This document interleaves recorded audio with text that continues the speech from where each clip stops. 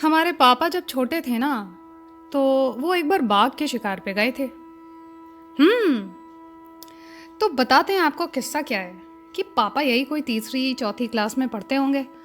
तो एक बार स्कूल में छुट्टी हो गई और छुट्टी के बाद पापा और उनके दोस्त सब वहीं पे थे, स्कूल में ही थे।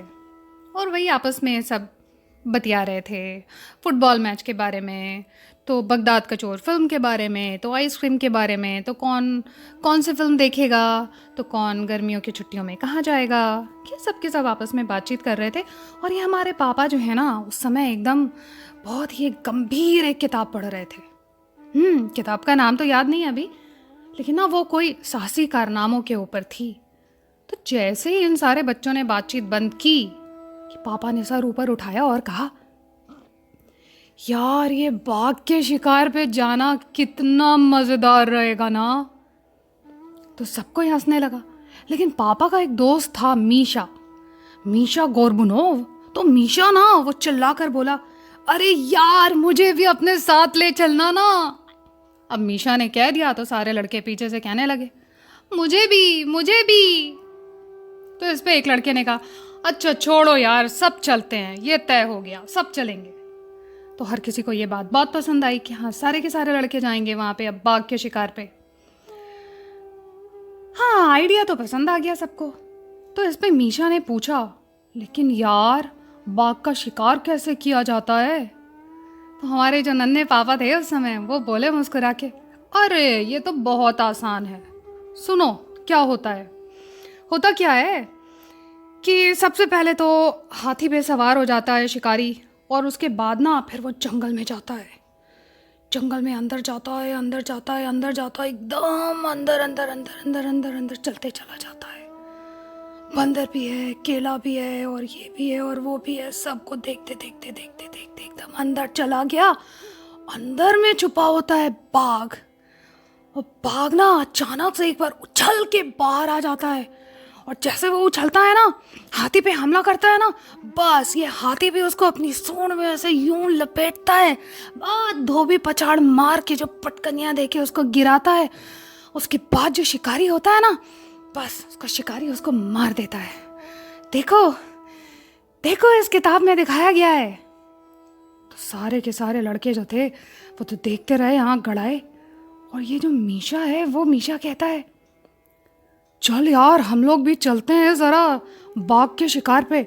सुन, तुम और तुम लोग बन जाना हाथी, तुम और मैं, हम लोग बन जाते हैं शिकारी। और करना क्या होगा, ये जो स्कूल है ना हमारा, ये स्कूल ही हमारा समझ लो, ये जंगल हो गया। और बस हर शिकारी के हाथ में बंदूक नहीं है तो क्या हो, हम लोग एक डंडा ले लेते हैं, बस डंडा लेके हम लोग बैठ जाएंगे हाथी के ऊपर, बस।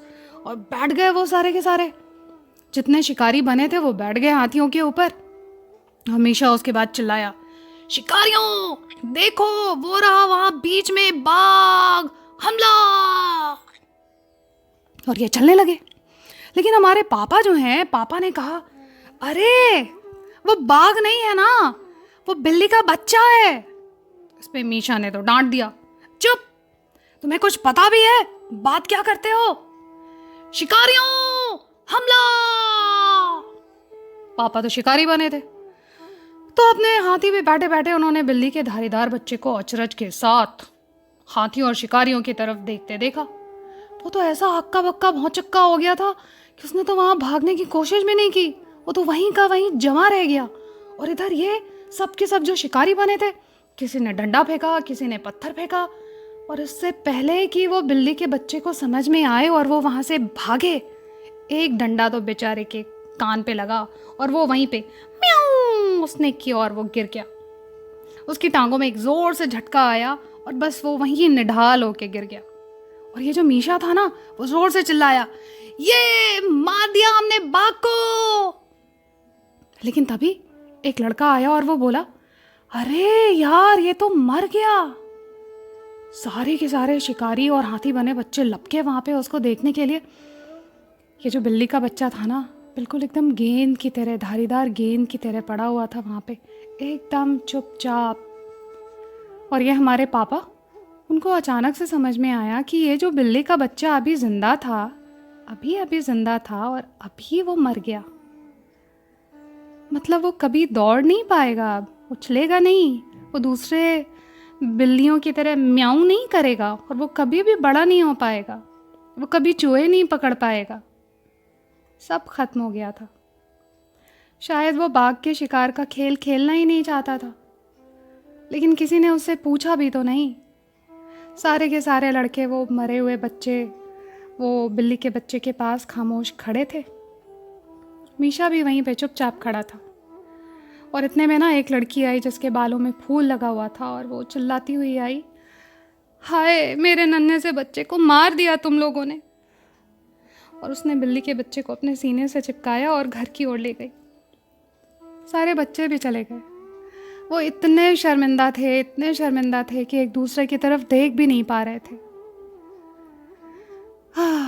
उसके बाद हमारे पापा ने जिंदगी भर किसी कुत्ते, किसी बिल्ली या किसी भी दूसरे जानवर को चोट नहीं पहुंचाई।